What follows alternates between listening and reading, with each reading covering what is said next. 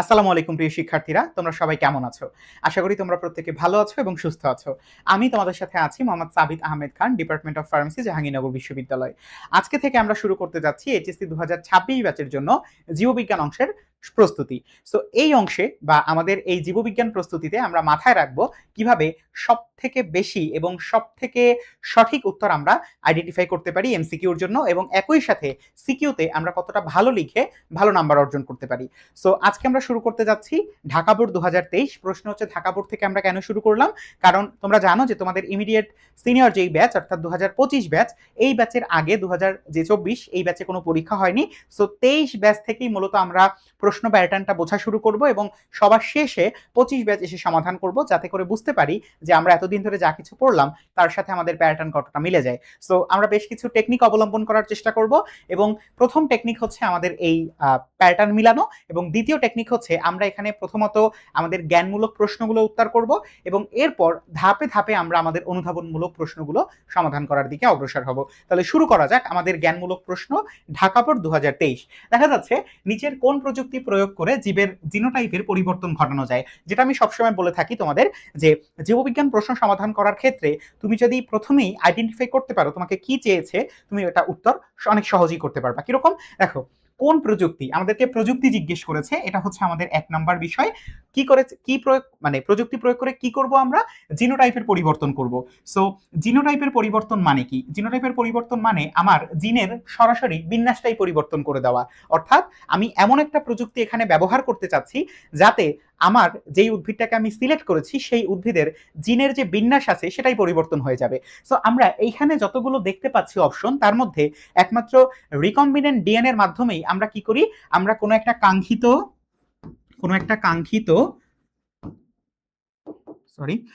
কাঙ্ক্ষিত উদ্ভিদের বা কোন একটা কাঙ্ক্ষিত জীবের কাঙ্ক্ষিত জিনটাকে নিয়ে আমরা সেটা কি করি, সেটা হচ্ছে আমাদের যেই জিনটাকে, যেই জীবটাকে সিলেক্ট করা হয়েছে যে এইটার পরিবর্তন ঘটানো হবে, সেই জীবটার মধ্যে বা সেই জীবের জিনগত পরিবর্তন সাধন বা জিনোটাইপ পরিবর্তন করা হয়। অর্থাৎ জিনোটাইপ কি? জিনের বিন্যাস, রাইট? তাহলে আমরা রিকম্বিনেন্ট ডিএনএ প্রযুক্তির মাধ্যমেই কিন্তু এই কাজটা করে থাকি। তাহলে নিচের কোন প্রযুক্তি ব্যবহার করে জিনোটাইপের পরিবর্তন ঘটানো সম্ভব? সেটা হচ্ছে আমাদের রিকম্বিনেন্ট ডিএনএ বা আরডিএনএ। কিভাবে আমরা এটা আইডেন্টিফাই করলাম? আমাদের জিজ্ঞেস করেছে প্রযুক্তির কথা, তার মানে এখান থেকে যে কোনো একটা প্রযুক্তি সিলেক্ট করতে হবে। দ্বিতীয়তে আমাদের বলেছে জিনোটাইপের পরিবর্তন। আমরা এতগুলোর মধ্যে একমাত্র রিকম্বিনেন্ট ডিএনএ এর ক্ষেত্রেই দেখি যে কোনো একটা জীবের কাঙ্ক্ষিত জিনকে, ঠিক আছে, আমি যদিও এখানে লিখেছি কাঙ্ক্ষিত জীবের, সমস্যা নেই, বুঝতে পারছো যে কাঙ্ক্ষিত জীবের কাঙ্ক্ষিত জিন। সো কাঙ্ক্ষিত জিন, সেই জিনটাকে নিয়ে আমার যে যেটা আমি সিলেক্ট করেছি যে এই জীবটার আমি জিনগত পরিবর্তন সাধন করব বা জিনোটাইপ পরিবর্তন করব, সেই জীবের মধ্যে আমরা ইনক্লুড করে দেই। এই যে প্রসেসটা, এটা আমাদের কোথায় সংঘটিত হয়? রিকম্বিনেন্ট ডিএনএ তে। Very good. পরবর্তী প্রশ্ন চলে আসো। আমি এটাকে একটু সামনে নিয়ে এসেছি, এটা আমাদের প্রশ্ন নম্বর 5, কিন্তু এর সাথে রিলেটেবল দেখে আমি এটা আগে নিয়ে এসেছি। দেখো, যে রিকম্বিনেন্ট ডিএনএ অথবা আর ডিএনএ তৈরিতে এই প্রযুক্তির ক্ষেত্রে ব্যবহৃত এনজাইম কোনটি? সো এখানে যে এনজাইমগুলো দেখতে পাচ্ছি, যেমন প্রাইমেজ, এটা আমাদের ট্রান্সলেশন ট্রান্সক্রিপশন বা আমাদের সেন্ট্রাল ডগমা অফ লাইফের ওই ক্ষেত্রে লাগে, অথবা হেলিকেজ, এটাও আমাদের সেখানেই প্রয়োজন হয় প্যাচ খোলার জন্য। তারপরে হচ্ছে কি পলিমারেজ, এটাও আমাদের সেখানে পলিমার যুক্ত করার জন্য ব্যবহৃত হয়। শুধুমাত্র রেস্ট্রিকশন অ্যান্ডোনিউক্লিয়াস, এই ভদ্রলোককে আমাদের কি কাজে লাগে? আমরা দেখতেই পাচ্ছি যে রেস্ট্রিকশন অ্যান্ডোনিউক্লিয়াস, অর্থাৎ আমরা আমাদের কাঙ্ক্ষিত জিনটাকে যখন আমাদের প্লাজমিডের মাধ্যমে আমাদের কাঙ্ক্ষিত জীবটাতে পৌঁছাবো, এই সময়ে আমাদের ওই কাঙ্ক্ষিত জিনটাকে কাটার জন্য কাঙ্ক্ষিত জিনটাকে কেটে তারপরে আমরা প্লাজমিড ব্যবহার করে ওই কাঙ্ক্ষিত জীব পর্যন্ত নেয়ার জন্য যেই ভদ্রলোক সাহায্য করেন তিনি হচ্ছেন আমাদের এই রেস্ট্রিকশন অ্যান্ডোনিউক্লিয়াস। এবং আমরা আণবিক কাঁচি বা আমাদের মলিকুলার সিজার সেই রূপেও কিন্তু হচ্ছে ওনাকে চিনে থাকি। সো আমাদের এটার জন্য ব্যবহৃত এনজাইমকে রেস্ট্রিকশন অ্যান্ডোনিউক্লিয়াস, উনি হচ্ছেন আমাদের এটাকে কাটতে ব্যবহৃত করে বা এটাকে সিজার হিসেবে ব্যবহৃত হয়। অন্যদিকে আমাদের লাইগেজ এনজাইম, এটা আবার এগুলোকে জোড়া লাগানোর কাজে ব্যবহৃত হয়। ঠিক আছে, তাহলে সঠিক উত্তর কি? রেস্ট্রিকশন অ্যান্ডোনিউক্লিয়াস। এখানে কিন্তু প্রশ্নটার উত্তর করার ক্ষেত্রে বাকি অপশনগুলোও বেশ গুরুত্বপূর্ণ ভূমিকা পালন করেছে। কেন?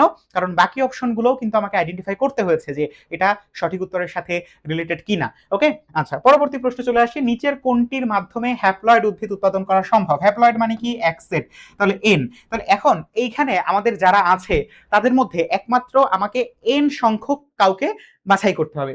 মেরিস্টেম কালচার বা ভাজক, তার মানে হচ্ছে এটা বাদ। তারপরে ক্যালাস, এটা তো আমাদের একেবারে শেষ প্রান্তে, আমরা যখন আমাদের অবয়বহীন যে ক্যালাসটা পাই এটার, তো এটাও আসলে সম্ভব না। পক্ষমুকুল কালচার, এটা কি আমি নিজেও জানি না, তো এটা বাদ। এরপরে হচ্ছে পরাগধানী কালচার। পরাগধানী কালচারের ব্যাপারটা কি, যে পরাগধানী এখান থেকেই তো আমার পোলেন অথবা হচ্ছে আমার পরাগ রেণু তৈরি হয়। তার মানে পরাগধানী হচ্ছে আমাদের কি, এই মুহূর্তে পরাগধানী আমাদের পুরুষের ক্ষেত্রে বা উদ্ভিদের ক্ষেত্রে আমাদের এটা পুরুষ রূপে হচ্ছে অবস্থান করতেছে। তো এই পরাগধানী কিন্তু একটা এন সংখ্যক বা হ্যাপ্লয়েড সংখ্যক বা হ্যাপ্লয়েড অবস্থা, এবং এই পরাগধানীর মধ্য থেকে আমাদের কি বের হয়, পোলেন বের হয়। তো এই পরাগধানী থেকেই আমরা অ্যান্ড্রোজেনিক, পরাগধানীকে আমরা অ্যান্ড্রোজেনিক বলতে পারি যেহেতু এটা পুরুষ। তাহলে এই অ্যান্ড্রোজেনিক কালচার বা পরাগধানী কালচারের মাধ্যমেই আমরা কিন্তু হ্যাপ্লয়েড উদ্ভিদ উৎপাদন করতে পারবো। কেন? কারণ পরাগধানীর মধ্যে আছে পরাগ রেণু, কিন্তু ও নিজে তো হচ্ছে এন বা হ্যাপ্লয়েড। এই কারণে আমাদের পরাগধানী কালচারের মাধ্যমে আমরা হ্যাপ্লয়েড উদ্ভিদ উৎপাদন করতে সক্ষম হব। ঠিক আছে, তাহলে সঠিক উত্তর পরাগধানী কালচার। আচ্ছা, এরপরে আসো, নিচের কোন টিস্যুর কোষগুলো আকারে ছোট এবং দৈর্ঘ্য প্রস্থে প্রায় সমান? এই প্রশ্নটা আমার খুব পছন্দের একটা প্রশ্ন, কারণ আমরা এটার ক্ষেত্রে একটা জিনিস মাথায় রাখবো, সেটা হচ্ছে আমরা যদি একটা একটা আমরা যদি হচ্ছে ইসের কথা চিন্তা করি, একটা ধরে নাও, ঠিক আছে, এটার কথা একটু ধরে নাও, হ্যাঁ, এটার থেকে বেটার হবে, আচ্ছা কাছাকাছি আর কি, হ্যাঁ, দেখে আমি একটু উল্টে দেই।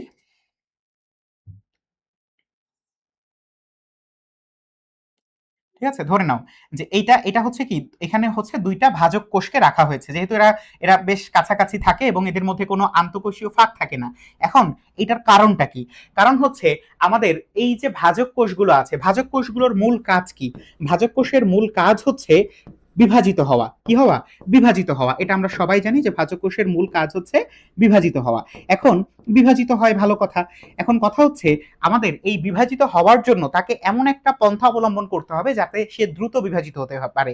অর্থাৎ জিনিসটা এমন যে আমরা হচ্ছে ম্যারাথন দৌড়াচ্ছি, সবাইকে একসাথেই দৌড়াতে হবে, এখানে কারো পিছিয়ে পড়লে চলবে না। সো এ কারণে তারা প্রত্যেকে, দেখবা তাদের প্রত্যেকে হচ্ছে ছোট এবং দৈর্ঘ্য প্রস্থে প্রায় সমান। কেন? কারণ তারা যদি ছোট হয় তাহলে তাদের বিভাজন হয়ে বড় একটা স্পেস গ্যাদার করতে সহজ হবে। তারা যদি আগে থেকেই বড় থাকে তাহলে তো স্পেসটা আগেই নষ্ট হয়ে গেল।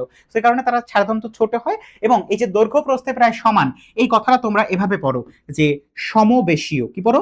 সমবেশীয়, অর্থাৎ দৈর্ঘ্য প্রস্থে সমান। বইতে যেটা লেখা সমবেশীয়, তোমরা সেটা এখানে প্রশ্নে পেয়ে গেলা কি, দৈর্ঘ্য প্রস্থে সমান। তার মানে তুমি সমবেশীয়র তথ্যটা যদি জেনে রাখো তাহলে পরীক্ষায় কিন্তু আসলেও তুমি এটা বুঝতে পারবা। ঠিক আছে, এবং আরো কিছু বৈশিষ্ট্য আছে, যেমন তারা জীবিত হয়ে থাকে, তাদের আকার আকৃতি প্রায় সেম রকমের হয়ে থাকে এবং তাদের মধ্যে কোনো আন্তঃকোষীয় ফাঁক থাকে না, ইত্যাদি ইত্যাদি বৈশিষ্ট্য আমরা আমাদের টিস্যু যন্ত্রে পড়ে এসেছি। তাহলে সঠিক উত্তর কি, ভাজক টিস্যু। পরবর্তী প্রশ্নে চলে আসো আমার সাথে, যে টিস্যু কালচার প্রযুক্তির উদ্ভাবককে? যেহেতু আগেই বলেছি এটা হচ্ছে আমাদের একটা জ্ঞানমূলক প্রশ্ন, সুতরাং আমাদের মুখস্থ রূপে এটা উত্তর করতে হবে, যে আমাদের গটলেব হার্বারল্যান্ড, উনি কি, উনি হচ্ছে আমাদের 1902 সালে, অর্থাৎ আমাদের গ্রেগর জোহান মেন্ডেলের তথ্য উপাত্ত প্রকাশ হওয়ার পরে, তাদের গ্রেগর জোহান মেন্ডেলের যে তথ্য উপাত্ত তিনজন বিজ্ঞানীর মাধ্যমে, তিনটা ভিন্ন দেশের তিনজন বিজ্ঞানীর মাধ্যমে 1900 সালে যখন প্রকাশ হয়, এরপরেই কিন্তু হচ্ছে আমাদের এই কালচার বা এই ব্যাপারগুলো অনেক বেশি সমাদৃত হয়। এবং এ কারণেই আমাদের এই জার্মান উদ্ভিদ বিজ্ঞানী আমাদের গটলিব হার্বারল্যান্ড, উনি কিন্তু হচ্ছেন কি করেছেন, টিস্যু কালচার প্রযুক্তির উদ্ভাবন করেন। এবং ওনার নামের সাথে কিন্তু কিছুটা মিল আছে, যেমন হার্ব ল্যান্ড, ঠিক না, হার্বাল ল্যান্ড, ঠিক আছে, এটাকে আমরা বলতে পারি কি হার্ব ল্যান্ড। তার মানে কি, যে উনি যে কাজটা করবেন সেটা হচ্ছে ল্যান্ড হার্ব এগুলো নিয়ে। ঠিক আছে, এভাবে তুমি যেভাবে মনে রাখো, জাস্ট ওই 25 মিনিটের জন্যই তো মনে রাখার বিষয়, যেভাবে মনে রাখো। আচ্ছা, এরপরে আসো, নিচের কোনটি ম্যালেরিয়া পরজীবীর ইরাইথ্রোসাইটিক সাইজোগনি সংশ্লিষ্ট? সো আমাদের এই যে ম্যালেরিয়া পরজীবী, এর যে অযৌন জননটা আছে বা সাইজোগনি আছে, এখানে দুইটা চক্র দেখি আমরা, একটা হচ্ছে হেপাটিক বা যকৃৎ, একটা হচ্ছে কি হেপাটিক বা হচ্ছে যকৃৎ, আরেকটা কি, আরেকটা হচ্ছে আমাদের এই ইরাইথ্রোসাইটিক। ঠিক আছে, ইরাইথ্রোসাইটিক, হ্যাঁ। সো ইরাইথ্রোসাইটিক সাইজোগনি আর হচ্ছে হেপাটিক সাইজোগনি, অর্থাৎ আরবিসি সংক্রান্ত। সো এখন ঘটনা হচ্ছে, যখন আমাদের এই ইরাইথ্রোসাইটিক চক্র বা আরবিসি চক্রটা শুরু হচ্ছে, তখন কি হয়, তখন একটা মেরোজয়েড এখানে প্রবেশ করে। কি প্রবেশ করে? একটা মেরোজয়েড প্রবেশ করে। এবং এই ভদ্র মহাশয় তিনি যে কাজটা করেন, তিনি হচ্ছেন এই আরবিসি থেকে তার পুষ্টি উপাদান শোষণ করে। এবং এই আরবিসি থেকে পুষ্টি উপাদান শোষণ করার কারণে যে ঘটনাটা ঘটে, সেটা হচ্ছে পুষ্টি উপাদান শোষণ করে। এটা থেকে পুষ্টি উপাদান শোষণ করার কারণে যেটা হয়, যে আমাদের এই ভদ্র মহাশয় বেশ ফুলে ফেপে ওঠে এবং বলা যায় যে বেশ ভালো একটা অবস্থায় তার পৌঁছে যায় এবং সে একটা স্তর রূপে আমাদের সামনে আবির্ভূত হয়। তো এই কথাটাই বলেছে যে এই মেরোজয়েডটা যখন পুষ্টি উপাদানগুলো গ্রহণ করে একটা তরুণ, ঠিক আছে, তাকে আমরা দেখতে পাই একটা তরুণ এবং হচ্ছে বেশ সে খুব উৎফুল্ল একটা আমরা স্তর হিসেবে তাকে আমরা পাই, ঠিক আছে। সো এই মেরোজয়েডটা যখন এরকম একটা পুষ্টি স্তর তৈরি করে, ঠিক আছে, কি তৈরি করে, একটা পুষ্টি স্তর তৈরি করে, এই পুষ্টি স্তরটাকে আমরা কি বলি, পুষ্টি স্তর তৈরি করে। সো এই পুষ্টি স্তরটাকে আমরা কি বলি, এটাকে আমরা বলি হচ্ছে আমাদের ইরেথ্রোসাইটিক সাইজোগনি। সো আমাদের এই মেরোজয়েডটা একটা পুষ্টি গ্রহণ করে, ট্রফোজয়েড নামক একটা পুষ্টি স্তর তৈরি করে, কই গেল ট্রফোজয়েড, ট্রফোজয়েড নামক একটা পুষ্টি স্তর তৈরি করে। তো এই জিনিসটা এখানে জিজ্ঞেস করা হয়েছে যে কোনটি ম্যালেরিয়া পরজীবীর ইরেথ্রোসাইটিক সাইজোগনি সংশ্লিষ্ট। সো এই ধারাবাহিকতা আমরা বুঝতে পারলাম যে আমাদের মেরোজয়েড পুষ্টি গ্রহণ করে কার থেকে, আরবিসি থেকে, একটা তরুণ এবং হচ্ছে বেশ উৎফুল্ল একটা কি বলা যেতে পারে ট্রফোজয়েড পুষ্টি স্তর সৃষ্টি করে। এটাকে আমরা বলছি আমাদের এই ইরেথ্রোসাইটিক সাইজোগনির সাথে ম্যালেরিয়া পরজীবীর সংশ্লিষ্টতা। এবং এরপরেই কিন্তু হচ্ছে আমাদের সেই বিখ্যাত সিগনেট রিং, এই দশাটা আমরা দেখতে পাই, ঠিক আছে। সো আমাদের সঠিক উত্তর হচ্ছে ট্রফোজয়েড। আচ্ছা, পরবর্তী প্রশ্নে চলে যাব। পরবর্তী প্রশ্নে বলা হয়েছে সাইকাস। সাইকাস কি? সাইকাস হচ্ছে একটা নগ্নবীজী উদ্ভিদ। প্রথমে আমরা আইডেন্টিফাই করে ফেলি, এটা একটা নগ্নবীজী উদ্ভিদ। এরপরে কি বলা হয়েছে, এই উদ্ভিদের স্ত্রী জননাঙ্গ কি নামে পরিচিত? স্ত্রী জননাঙ্গ তার মানে হচ্ছে আমরা জানি নগ্নবীজী উদ্ভিদ হোক অথবা আবৃতবীজী, তাদের সবসময় আমাদের স্ত্রী জননাঙ্গ অথবা হচ্ছে পুং জননাঙ্গের ক্ষেত্রে খুব গুরুত্বপূর্ণ বিষয় হচ্ছে স্ত্রী জননাঙ্গ থেকে যেটা নিঃসৃত হয় অর্থাৎ ডিম্বাণু, সেটাও যেমন বড় হয়, ঠিক একইভাবে এখান থেকে যেটা মানে যার মাধ্যমে সে আসবে সেই স্ত্রী জননাঙ্গ, সেটাও কি নামের দিক থেকে বড় হয়। যেমন আমরা এটার সঠিক উত্তর কি, মেগা স্পোরোফিল। এবং এখান থেকে বেরো হবে কি ডিম্বাণু, যে ডিম্বাণুটা কি হবে, বড় হবে, ঠিক আছে। আচ্ছা, সো তো নগ্নবীজী উদ্ভিদ, ওর ক্ষেত্রে তো আর এটা প্রযোজ্য না। যাই হোক, সো আমাদের কি বলা হচ্ছে, মেগা স্পোরোফিল, এটা কি আমাদের সাইকাস উদ্ভিদের স্ত্রী জননাঙ্গ নামে পরিচিত। অর্থাৎ সাইকাস উদ্ভিদের স্ত্রী জননাঙ্গ কি নামে পরিচিত, মেগা স্পোরোফিল। আর মাইক্রোকে, মাইক্রো হচ্ছে আমাদের এইটার পুং জননাঙ্গ, ঠিক আছে। পুং জননাঙ্গ হচ্ছে আমাদের এইটা নামে পরিচিত, ঠিক আছে। সো এই হচ্ছে মোটামুটি বিষয়। এরপরে আমরা পরবর্তী প্রশ্নে চলে যাই যে কোষ ঝিল্লির ক্ষেত্রে নিচের কোনটি প্রযোজ্য। যদি এরকম কোনো প্রশ্ন থাকে যে কোনটি প্রযোজ্য অথবা কোনটি প্রযোজ্য নয়, এ ধরনের যে কোনো প্রশ্নের ক্ষেত্রে, ঠিক আছে, প্রযোজ্য অথবা প্রযোজ্য নয়, যে কোনো প্রশ্নের ক্ষেত্রে আমরা একটা জিনিস মাথায় রাখবো যে আমাকে চারটা অপশনই এখানে ভালো করে পড়তে হবে। অর্থাৎ আমি এখান থেকে যে একটা অপশন ঠাস করে দাগিয়ে দিব এরকম কোনো সুযোগ নেই, আমাকে চারটা অপশনই বেশ ভালো করে পড়তে হবে। দেখো, বলা হচ্ছে ভেদ্য, না এটা কিন্তু ভেদ্য না, এটা বৈষম্য ভেদ্য। অর্থাৎ এখানে ঢুকতে হলে অনেক ধরনের পারমিশন লাগে, অনেক ধরনের গ্রেডিয়েন্টের প্রয়োজন হয়, তার মানে ভেদ্য আমার সঠিক নয়। ত্রিস্তরী, না আমরা জানি এটা হচ্ছে ফসফোলিপিড বাইলেয়ার অর্থাৎ দ্বিস্তরী। প্লাজমোডেজমাটা যুক্ত, না আমরা জানি প্লাজমোডেজমাটা হচ্ছে উদ্ভিদের ক্ষেত্রে প্রযোজ্য, উদ্ভিদের কোষ প্রাচীরের সাথে সূক্ষ্ম যে সাইটোপ্লাজমিক সংযোগ আছে সেটাকে আমরা বলি হচ্ছে আমাদের এই প্লাজমোডেজমাটা, তার মানে ইনিও আমাদের না। তাহলে বাকি থাকে কে, স্থিতিস্থাপক। সঠিক উত্তর আমাদের স্থিতিস্থাপক, দুই দিক থেকেই আমরা এখান থেকে বাকি তিনজনকে ক্রস করে ফেলছি এবং একই সাথে আমরা দেখতে পেলাম যে আমাদের এই যে কোষঝিল্লি সেটা কি যথেষ্ট স্থিতিস্থাপক।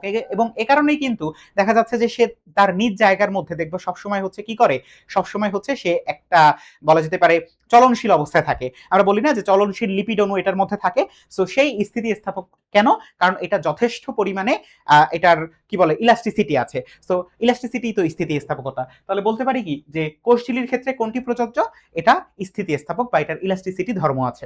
আচ্ছা, এরপরে দেখো গ্লাইকোলাইসিস, আমাদের ঐতিহাসিক শ্বসন, যেই গ্লাইকোলাইসিস আমাদের কি হয়, আমাদের এই গ্লাইকোলাইসিসের বিক্রিয়া সমূহ কোথায় সংঘটিত হয় এটা জিজ্ঞেস করেছে। সো মাথায় রাখবো আমাদের গ্লাইকোলাইসিসের যে 9টা আমাদের ধাপ আছে বা 9টা আমাদের বিক্রিয়া আছে, এই 9টা বিক্রিয়ার যাবতীয় সকল কিছুই কিন্তু সাইটোপ্লাজমে উন্মুক্ত আছে, যে কারণে আমাদের সঠিক উত্তর কি সাইটোপ্লাজম। সবাদ শ্বসন হোক কিংবা অবাধ শ্বসন, আমাদের সাইটোপ্লাজম গ্লাইকোলাইসিসের বিক্রিয়াগুলো সাইটোপ্লাজমে সংঘটিত হয়। পরবর্তী ধাপ যেমন ক্রেবস চক্র বা অন্যান্য আমাদের মাইটোকন্ড্রিয়ায় সংঘটিত হয়। আচ্ছা, এরপরের প্রশ্ন, নিচের কোন অঙ্গাণুটি অটোলাইসিস ঘটায়? এই প্রশ্নটা কিন্তু আমাদের জন্য বেশ ইন্টারেস্টিং। কেন, কারণ অটোলাইসিস অর্থাৎ অটো মানে কি, অটো মানে হচ্ছে স, ঠিক আছে, বা অটোনোমাস মানে কি স, আর আমাদের লাইসিস মানে কি, লাইসিস মানে হচ্ছে আমাদের বিদীর্ণ করা। সো অটোলাইসিস জিনিসটা দ্বারা কি বোঝায়, যে এটা স্বভোগী, ঠিক আছে, স্বভোগী। সো আমরা জানি যে আমাদের দেহের মধ্যে বা আমাদের কোষের মধ্যে এমন একজন আছে যাকে আমরা কয়েকটা নামে চিনি, যেমন হচ্ছে সুইসাইডাল স্কোয়াড বা হচ্ছে আত্মঘাতী থলিকা, ঠিক আছে। এবং আরো একটা বেশ ভালো আমরা তথ্য জানি, সুইসাইডাল স্কোয়াড, ঠিক আছে, আরো একটা বেশ ভালো তথ্য জানি যে এটাকে বলা হয় হাইড্রোলাইটিক এনজাইমের আধার, ঠিক আছে। সো এই হাইড্রোলাইটিক এনজাইমের আধারের কারণেই কিন্তু এর বিশেষত্ব কি, যে এই হাইড্রোলাইটিক এনজাইম ব্যবহার করেই কিন্তু সে অটোলাইসিস ঘটায়। অর্থাৎ সে একটা পর্দার মধ্যে বা একটা থলিকার মধ্যে হাইড্রোলাইটিক এনজাইম খাদ্যগুলো নিয়ে অবস্থান করে, কোনো কারণে যদি কোষে আঘাত পায় বা কোষের কোনো বিষাক্ততা ছড়িয়ে পড়ে, সাথে সাথে সে কিন্তু আমাদের এই যে লাইসোজোম, এই ভদ্রলোক অটোলাইসিস ঘটানোর মাধ্যমে বা স্বভোগ বা কি বলা যেতে পারে, মানে অটোলাইসিস, সহজ কথা, স্বভোগী এই ধর্মের কারণে সে কিন্তু কি করতে পারে, আমাদের কোন একটা কোষকে কোষ সহই ধ্বংস করে রাখতে পারে বা ধ্বংস করে দিতে পারে। এটা শরীরের জন্য ভালো। সো লাইসোজোম বা আমাদের এই কোষের অন্যতম গুরুত্বপূর্ণ থলিকা নিয়েও কিন্তু আমরা আমাদের কোষ এর গঠনে পড়াশোনা করেছি। সো এই ছিল আমাদের আজকের মোটামুটি আলোচনা এবং হচ্ছে প্রশ্ন উত্তর পর্ব। আশা করি আমাদের পরবর্তী যে পর্বগুলো থাকবে সেগুলো তোমরা দেখবা, এবং নিচে যে আমাদের গ্রুপ রয়েছে, আমাদের টেলিগ্রাম গ্রুপ, ফেসবুক গ্রুপ, সবগুলোতে তোমরা যুক্ত হয়ে তোমাদের যে প্রতিদিন আপডেট বা প্রতিদিনের পড়াশোনা সেটাকে তোমরা জারি রাখবা। ধন্যবাদ। আসসালামু আলাইকুম।